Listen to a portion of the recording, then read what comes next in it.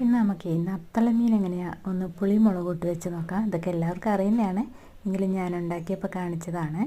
നമ്മൾ ആദ്യം കുറച്ച് ഉലുവ ഇട്ട് പൊട്ടിച്ചതിന് ശേഷം അതിലേക്ക് ചെറിയ വെളുത്തുള്ളി ചെറുതാക്കി അരിഞ്ഞിട്ട് നല്ലപോലെ ആ വെളുത്തുള്ളി ഒന്ന് ആയി വന്നപ്പം അതിലേക്ക് മുളക് പൊടിയും മഞ്ഞൾപ്പൊടിയും കൂടെ ചേർത്തു.